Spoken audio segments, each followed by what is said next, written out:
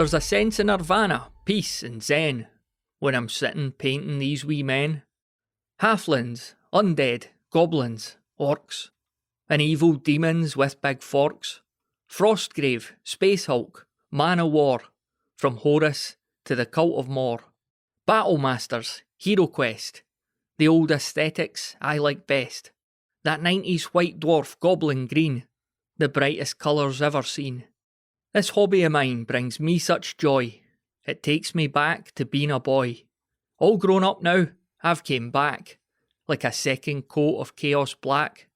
When I sit down upon the throne, I read through rules, and not my phone. Then beat the wife down to the door, my postie's like a gaming store. I've spent more money than I've got, and I'd be dead if I got caught. There's so much lead for me to paint, but I've the patience of a saint. I'll sit here during my free time, I'll base and dry brush, wash and prime. And it took me almost one full day to write this list for 40k. It really is an awful shame that nobody wants to play a game. Still, that won't stop me raising arms, building castles, towns and farms. Let podcasts entertain my ears, crack open paints instead of beers. 'Cause I'm the king of this wee land, it's colour made by my own hand. So gather round the dining table, the battleground for our next fable, and listen to those D6 roll. Unleash those arrows, charge that troll. The cares of real life melt away when pushing round the movement tray. But there's just one thing that makes me cry, and that's painting the pupil onto an eye. Hello and welcome to the Tabletop Miniature Hobby Podcast. My name's Matthew, and that was just a wee poem I put together recently. I've got the bug again. I've always liked doing wee funny poems, not always funny poems, but I've always liked dabbling in a bit of poetry. Not necessarily very good at it, but I like to try my hand now and then. So just thought to myself the other day, let's do a wee one about the hobby. So I hope you liked it. I won't keep that as the intro to the podcast going forward, because it might get a bit frustrating every time you hit play. Like one of the shows that's got the very, very long theme tune that everyone just skips. But anyway, hope you liked it. A little ode to the hobby.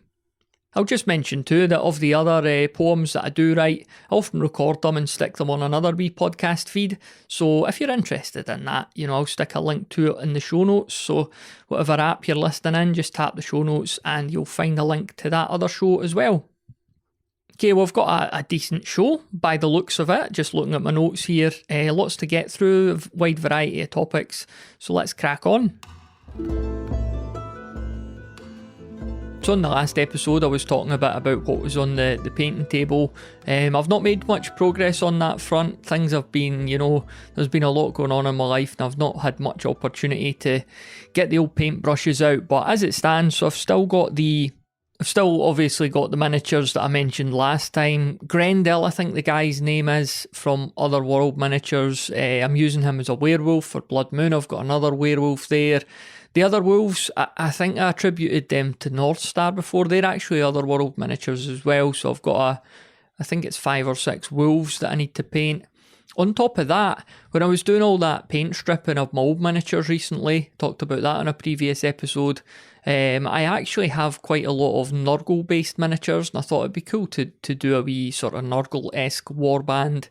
So I've got Plague Bearers here.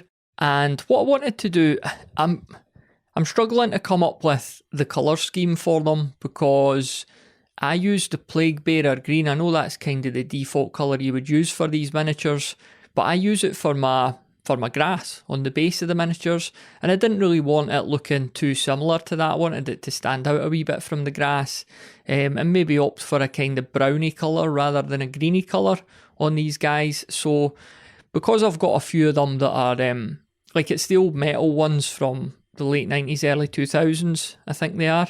And they're not mono pose, but I've got a handful of them that are the same pose. And what I want to do with these guys is do a couple of test runs. So I'll paint them all different colours and I'll just see what one I like the best, basically. So I'll do the old Zenithal type approach for the basin, as I always do. And then I'm going to use various contrast paints over the top of that and just see what comes out best. So it'll be like two of the new ones that I talked about getting. Garak Sur, I think it's called. Rattling Grime, I'll use that. I might use another one of my greens just to see how that looks. And then maybe is it Agros Dunes or something like that? Agros Dunes. I might use that as well. But I'll see how they turn out. I'll probably post some photos and get feedback. As I mentioned before, I'm colourblind, so maybe what looks great to me might not look great to anyone else. But then if it looks great to me, maybe that's the most important thing of all. But yeah, it'll be a wee experiment just to see what colour I want to go with across the board in this warband. I also have Nurglings, and I managed to pick up some really cool. It was like resin based fungus on Etsy. I think the company were called Rum and Resin, which is a great name. I'll post a link in the show notes, so you could buy from them these really cool. This is like a tree trunk and there's mushrooms exploding out it, and I got another one as well. So I'm going to put them on the, I don't know, are these 40 by 40 bases, the big square bases.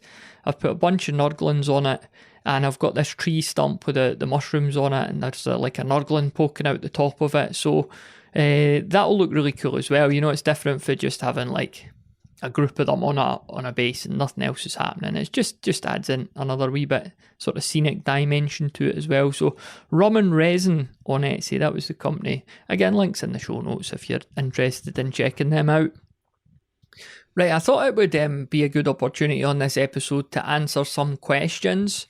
Now, I wouldn't say I'm some sort of oracle where I've got loads of people coming to me for answers. I don't know very much at all. I'm just a layman in this hobby. But over some conversations that I've had with folks who I've met through the podcast and other folks in the hobby that I know, there have been a few recurring questions. Well, 3 that I'm going to deal with in this episode that I've kind of been asked, and I just wanted to touch on them on this episode as well, and maybe, get your thoughts as well. You could always get in touch or chat about it in our Discord server as well. So the 3 questions that have come up again and again that I wanted to tackle. The first one was, what do you think are the best miniature companies out there?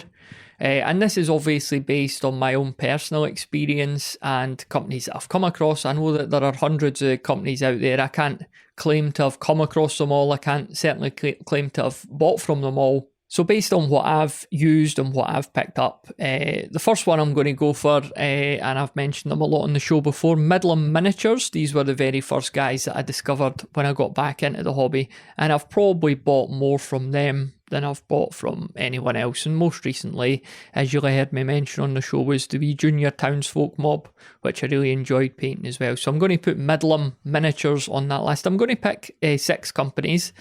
So Midlam being first, and by the way, this is in no particular order as well. These are just all companies that I really enjoy.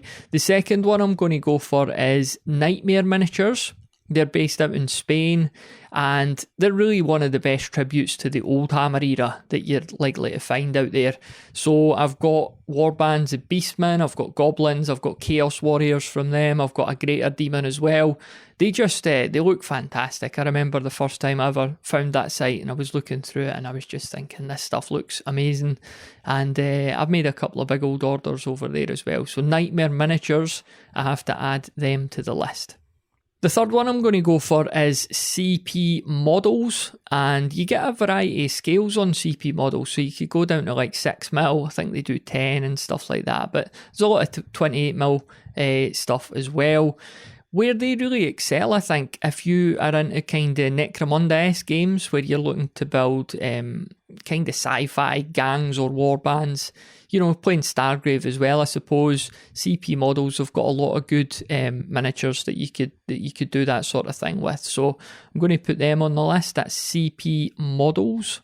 The next one I'm going to go for is Die Hard Miniatures. 2 of the first miniatures I picked up from them were really cool looking Chaos Space Marines, and also in my Rangers of Shadow Deep / Frostgrave warband I've got Courtney Lovecraft as well, who I've mentioned a lot recently, and she came from Die Hard Miniatures as well. They're another really good old Hammer tribute company, fantastic range on there and really nostalgic looking when you browse through the stuff that you could pick up from them. Then something a little different, I'm going to go for Oathsworn Miniatures. They're really unique, aren't they, Oathsworn, if you've come across them before. So just for context, if you haven't, they specialise in like anthropomorphic, if that's the word, animals. So you've got like, rabbits, squirrels, moles, rats and stuff like that. But they're all, knights or warriors or rogues or whatever. So they have a signature game, it's called Burrows and Badgers. And that's predominantly why these miniatures are created, so you could get the rules for that game and everything, or you could just use them in a miniature agnostic sense. So that's what I've done a lot of. I've not played Burrows and Badgers before. I don't doubt that it's a brilliant game. I've just, very little time to play games, so I've got like a few games that I play, and I'm more about just collecting miniatures that I like that could fit into those gaming systems. So yeah, the Oathsworn range, absolutely brilliant looking stuff. Reminds me a lot of, I used to read books when I was with Redwall Abbey books by Brian Jacks, and that was all about, mice warriors and stuff like that. And I'm really looking forward actually to getting those books for my daughter when she's a bit older and reading through them with her. But yeah, Oathsworn Miniatures, absolutely fantastic company and definitely making my list here. So the sixth and final one I'm going to add to my list is Otherworld Miniatures, who I've mentioned already on this episode. I was talking about my werewolves and my wolves, that's where I picked them up from. And I've got a lot of my Rangers of Shadowdeep characters on there as well. So they've got a really, really cool sort of undead range, and especially I think if you're into the dungeon crawl type games, there's loads of characters and miniatures on there that are really, really apt for it as well. So I've got a bit of a beef with their weird shipping cost thing that I've mentioned before as well. From what I remember, it's a flat rate no matter where you are in the world. It seems a bit odd, you could be one street away or one continent away and still pay the same. I think anyway, I'd need to go back and check that, but I know it's a bit different from the other companies. So it's almost like, other companies you're trying to fill up your basket to get to a certain amount, so you reduce your postage cost, whereas in Otherworld you're trying to buy less because it'll cost more. So it just seems a bit of a roundabout way of doing it, but so just to run through that again from top to bottom, remember this is in no particular order. My favourite miniature companies: Midland Miniatures, Nightmare Miniatures, CP Models, Die Hard Miniatures, Oathsworn Miniatures, and Otherworld Miniatures. And I'll put links to all these companies in the episode show notes as well. And the next question that's come up a few times is, what's your opinion on 3D printing? I don't really have strong opinions on 3D printing, to be honest. I know there are a whole host of topics around it, from the IP issues to how it'll affect miniature companies and stuff like that. To me, as a consumer, as a painter and a gamer, I don't really care where the miniatures come from. Like, if the miniature looks good, if it's of a good standard, and it's been produced legitimately and legally, then I'm not really not fussed, how it was made. I'm all about sort of the end product, but it's not something that I would personally get into doing, certainly at the moment as well. I've heard, about the space that you need to do it. I've heard that it's not an easy thing to do. You need to spend a bit of time learning how to do it, and also it's you're dealing with some pretty hazardous materials as well. These materials, even after you've printed your miniatures, you've created them, you still need to dispose of certain things as well. There's a whole load of rules and regulations about that. It's not like you could go and just pour stuff down the drain or down the toilet. So 3D printing, to me, like, if I end up in the future, if the stuff that I buy has been 3D printed, I really don't care. Like I say, as long as it's been done legitimately, legally, and the stuff's of a good standard, and I've no doubt this stuff will just keep getting better and better as the years go on as well, then I'm not fussed. But again, I'm absolutely not an expert on this topic. I have heard a few good episodes on other shows that I enjoy that have dove into this topic with a lot more knowledge than I'll ever have about it. So I'm going to direct you to the show notes to link to a couple of episodes that I've heard in the last sort of year or so that I thought were really good deep dives into 3D printing. Not just the ethics of it, but why you might want to get into it or why you might not want to get into it, and the implications that it will have in the future for this hobby, because there's no doubt about it. This is a huge thing that's going to probably change the face of the hobby in the future. Certainly, as it pertains to how the miniatures are made and who's actually making them as well. So a bit of a non-answer there almost, like, what do you think of 3D printing? I don't know, I don't have a clue. Let's just see how it pans out. But it's something I just wanted to touch on it anyway. For if nothing else, I'm able to point to a couple of good resources around it for you. Okay, third question for this episode, final question I'm going to answer here. What's your opinion on historical wargaming, and is that something that you're interested in? And this is really funny because I'm extremely interested in history in general, and yet I've never been interested in historical wargaming. You know, I've never been tempted to pick it up. And it's a funny one. Yeah, being so interested in history as I am, I know that, you know, if we look at historical wargaming, there's so many different times and genres and stuff like that. So you'll hear about folks who are really into their World War II stuff, maybe games like Bolt Action and that. I've no doubt that's a fantastic game, but I've never been tempted with it. And I don't know why. I don't know if it's just that I like fantasy and sci-fi so much that it just, you know, if I was focused on anything, they would always come first. There's just never been any reason for me to go down that route of the historical stuff. I grew up with, you know, my granddad, he was in the Navy during the Second World War. My gran lived in Glasgow during the time, you know, when they were getting hit by bombs a lot.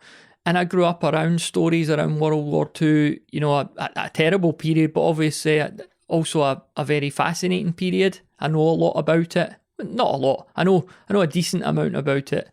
And yeah, I've consumed a lot of content over the years about that time period, and yet I've just never been tempted to access that side of the hobby. So yeah, I don't know why that is. I think if I was to do any historical stuff, it would probably be more of the ancients.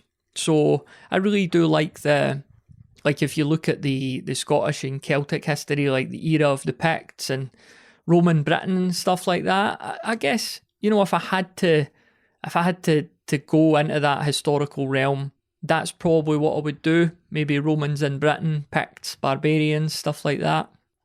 But yeah, I think it's just my love for fantasy and sci-fi, which is a close second, that just, you know, is so big that it just forces out any other kind of scope, because you only have limited time, limited budget, and there's no point in getting into everything and not doing it very well. I'd rather get into fewer things and do them a bit better and a bit deeper. So I guess it's for that reason, not because I think historical stuff is rubbish, absolutely not. It's just, it's down my pecking order, and I'm picking my battles, I suppose. I'm picking the things I like the best and just choosing to do them.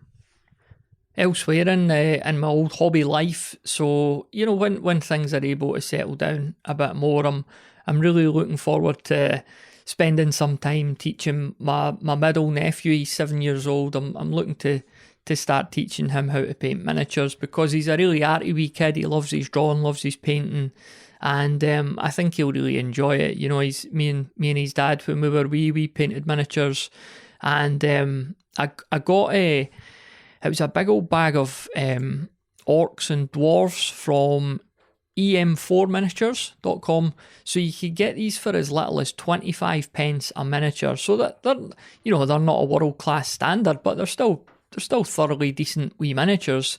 You know, the sort of thing that you'd maybe get in a board game, or that wee plastic miniatures. And you get, like, there's orcs with swords, dwarfs with axes, dwarfs with crossbows, and dwarfs with spears. You get orc archers as well. So like I say, 25 pence for one of these, and they do really good bundle deals as well. So you could get massive big monopose units for, you know, really not very much money at all. So I thought, if I pick up a big bag of these, and I will probably undercoat them in advance, and then just get together with the wee boy and tentatively start painting some stuff with him and just see how he likes it. I think we'll use the contrast paints as well, and yeah, I'm hoping he'll enjoy it. I'm not going to force him to do it. You know, if it turns out he doesn't enjoy it, I'll leave it at that. But I think he will. He, like I say, he really likes his drawing and his art and stuff like that. But I just wish, like, I was thinking about this, I wish there was like a good magazine Because again, going back to when we were wee, you've got White Dwarf, and I'm not going to get him a White Dwarf these days because I'm not into the modern Games Workshop stuff at all, and I think there's just so much more opportunity out there. I really wish there was some sort of magazine, even if it was made just for me, that was, focused on the companies that I've just talked about there, the miniature companies that I've just talked about, and then all the wide variety of games. We could have Frostgrave in there, we could have Kings of War in there, we could have all sorts of different games from different companies that wouldn't be tied to one company like Games Workshop. So if anyone out there, every episode I'm putting a call out for an eccentric millionaire. If there is an eccentric millionaire out there, go and just create a really good monthly magazine and incorporate all the different miniature companies, all the different gaming systems in there. I would absolutely love that, and to be able to pass that on to him as well. That might give him some inspiration as well. I know there is that really good Hero Hammer fanzine, but that obviously is, again, I'm more the target audience for that. But again, that's tied into one particular niche, like the Games Workshop Old Hammer, Hero Hammer stuff. I'm just looking for something that's completely agnostic, I suppose. But it's never going to happen, is it? Anyway, you could dream. Speaking of the nephew as well, like Halloween's coming up, so he's wanting me to do the two of them, the two youngest boys, we're going to go out guising or trick-or-treating if you're in America. And I was thinking, could I use this as an opportunity? I've never done the cosplay thing or that, but imagine I just went fully out using it as an opportunity to dress up as like a Warhammer character or that. I might build one of those, you see like those really elaborate Halloween costumes. Maybe I'll build some like full-on Snotling pump wagon around me. But then, when you end up at somebody's door, you've got to explain it to them. Good way to meet potential hobbyists, actually. So the kids are trying to tell their jokes and stuff like that, but I'm speaking to the other parent and I'm like, yeah, it's a Snotling pump wagon, One thing leads to another. Before you know it, we're organising a game of Warhammer or something like that. So yeah, that could be a weird tactic we could add to our How to Find Local Gamers roundup that we did a while back, couldn't it?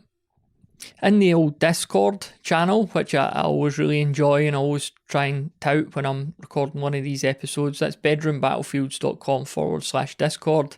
I've not contributed much to it recently just because of life and things like that, but I've really enjoyed just dipping in and looking at the photos of stuff that people have been painting, the terrain people have been working on, and you get folks will post links to maybe battle reports they've done, games they've played and that as well. So it's always really good just to see folks getting on with stuff, doing some really cool things and posting good pictures. And there was a bit of chat on there recently about potentially getting a painting challenge on the go. I know some of my other favourite podcasts in the hobby space do these sort of painting challenges. They're not really competitions, they're just an opportunity to paint a wee model and have a bit of a laugh together, show each other what you've been up to over the course of the month. So I need to give a shout out to the user Teronomon, I hope I'm saying that correctly. So they're suggesting the painting challenge could be something like paint the most Old Hammer style mini that you can. So it doesn't have to be an old model, but something that should look sort of late 80s, early 90s. That again harks back to the miniature companies that I mentioned earlier. Not all of these miniatures were created back then, but a lot of them have that sort of aesthetic. So I think that's a good low barrier to entry starting point, because there's not very strict criteria there. We could all just grab something that we've got, that we've been dying to paint, that's maybe not fitted into our wider plans, and just see what we could come up with. But I think in the spirit of the podcast as well, it's not just a case that you're going to paint the miniature. What you've got to do, you've got to give the miniature a very puerile name, or maybe a pun-based name, and a wee description as well. Tell us a bit about the character, what their background is, what their struggles are, what their flaws are, I suppose, as well. That'd be really good to hear. And what I'm going to do in the Discord, I'm going to create a dedicated channel for that painting challenge, and we'll get cracking with that during the month of October. So at the time of recording now, we're just about to head into October 2022. So we'll run this wee painting challenge for the duration of that month and just see how we get on with it, see how many folks want to get involved, and it'll just be good fun, I reckon. Yeah, like everything else related to this show, we won't be taking it very seriously. So yeah, looking forward to see what you come up with. Have a look in your lead pile or your plastic pile. If you spot something that's kind of old school looking, grab it out and let's get a picture of it in its unpainted form, and then we could follow through your progress until the end of the month, until it's basically Halloween, and I'll be pulling on the old Snotling Pump Wagon costume, and it'll be a great end to the month. There was also a wee bit more on the Discord. If you remember on the last episode, I was doing that thing about the Warhammer themed cafe, and I wondered about maybe getting some extra things to add to the menu. So the community in there came up with some really good stuff, I reckon better than the stuff I was coming up with on the original episode. So big thanks to Grant. He's suggesting an Athol Lauren sausage roll. I don't know if a Lauren sausage is purely a Scottish thing. I don't know if that will translate to anywhere else in the world, but a Lauren sausage, a square sausage, I've never seen it anywhere else in the world, although admittedly I'm not like the most well-travelled person, but an Athol Lauren sausage is a fantastic shout. He's also suggesting that you could sit down and eat that washed down with a nice cup of goblin green tea. That's excellent. There seems to be a theme with me in Snotling Pump Wagons, because I also just recently thought of the Snotling Pump Wagon Wheel. So the wagon wheel, I don't know if this is just purely a British sweetie or biscuit, famously coated in chocolate that isn't chocolate, it's chocolate covered coating, so it's a bit weird. I don't imagine chocolate's that expensive to procure, but evidently when you're making the wagon wheel you opt for the chocolate covered coating instead. But we could stick that on the menu, the Snotling Pump Wagon Wheel. Elsewhere, Gibby says, and there's just no Christmas dinner without squigs and blankets. That's a very, very good shout. There's another good one in there from Tim, tempura battered corns. I like that as well. And a couple of other ones I was thinking of lately. We could maybe have an alcohol licence at this cafe, so we could sit down to a nice cold one. And maybe we could have a special dietary menu as well, a kind of weight loss menu for those health conscious folks. We could call it the Vampire Calorie Counts menu. Vampire Calorie Counts. And I was thinking there, a nice calorie free meal that we could put on that menu, the Cheese Ghosty. Any more Warhammer themed foodstuffs that you'd like to add to the menu, please just jump into the Discord server and fire them in there. I could just keep going with this forever. In fact, I might just make this the entire topic of the podcast going forward. We're going to shut out all other hobby references, hobby content. We're just going to focus exclusively on this cafe. And it might be the least popular podcast in the entire space. Perhaps it is anyway, to be quite honest. Last thing on the Discord, I stuck a nice wee photo that I found in there as well, and it was just part of the events of the last few weeks, which I alluded to on the last episode, losing my wee brother very tragically. And we got a lot of pictures recently because there was a funeral, and I was looking through a lot of these old pictures, and I found this cracker from, I think it must have been Christmas Day 1992. And me and my wee brother are sitting on the floor in the living room on Christmas morning, and I am opening Battlemasters. I am unboxing. The term literally wasn't invented in 1992, was it? Unboxing. But there I am with Battlemasters open, and I'm breaking out little miniatures from the sprues. And it looks like my brother, it looks like he's got a ring binder for Christmas.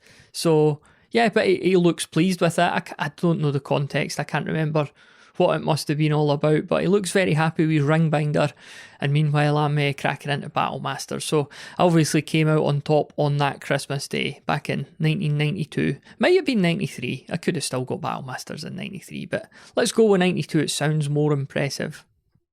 And as we move into the month October at the time of recording, I know that you might be listening to this far into the future, but me and the family were heading off on a wee holiday in a couple of weeks. We're going down to Nottinghamshire. We're heading down that way. Not for any miniature-based reasons, but we're staying at the Centre Parks down there, which is like a big sort of resort. But I did say to my wife, and this was months and months ago when this got booked, I said, that's where like say Warhammer World and stuff like that is, and I said I'd really enjoy if we could go and see it. And you could see her kind of rolling her eyes, but I said no, that look at Bugman's, it's a really cool looking pub. So she went on the old internet, as you do, and she looked up Bugman's, and she said it actually looks quite a nice pub, so we'll get some lunch there, and I'll get a few beers as well. So I am genuinely looking forward to walking around it, because I don't know a lot about it, but from what I gather, it's kind of a big museum, big Warhammer Games Workshop museum, and I'm sure there'll be loads of cool things to see, loads of old miniatures, dioramas and things like that. So going to go around Warhammer World and get a pint at Bugman's afterwards. So I'm genuinely looking forward to that, and I'll let you know how it goes on a future episode. I'll even try and take some pictures, I suppose. Why not? So it looks like we're coming to the end of the show. Thanks very much for bearing with me. It's been quite a wide and varied conversation for just a man standing in a room talking to himself, essentially. So I really hope you've enjoyed it. I hope you have got some food for thought over the various topics that we've covered. And I hope to chat more with you in the Discord that I continually peddle on this show. You can find that at bedroombattlefields.com/Discord. Lots to get involved with in there. We've got the painting challenge for October. We've got the Warhammer themed cafe menu. We've got any Christmas Day photos from the early 90s of you cracking open some classic games. We want to see those as well, of course.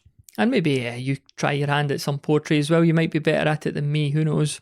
And I've obviously mentioned quite a lot of different links and resources throughout the course of this episode. Like I've said before, I'm going to put them all in the episode show notes. So just tap your podcast app, pull them up, and you'll find links to everything that I've mentioned. From the best miniature companies roundup that I talked through, to some 3D printing resources. I talked about those EM4 minis that you could get for 25 pence each, and I even mentioned the old poetry podcast as well. So loads of stuff in there to keep you occupied, because the internet is severely lacking in stuff to demand your attention, isn't it? You always get bored on there. Right then, I'm going to love you and leave you. I think you've had enough of me by now. I really do appreciate you spending some time with me though, and I hope everything's going well for you. Hope you're getting cracked on with your projects, and hope all is as well as can be in your life as well. Take care out there, and I look forward to speaking to you on the next one.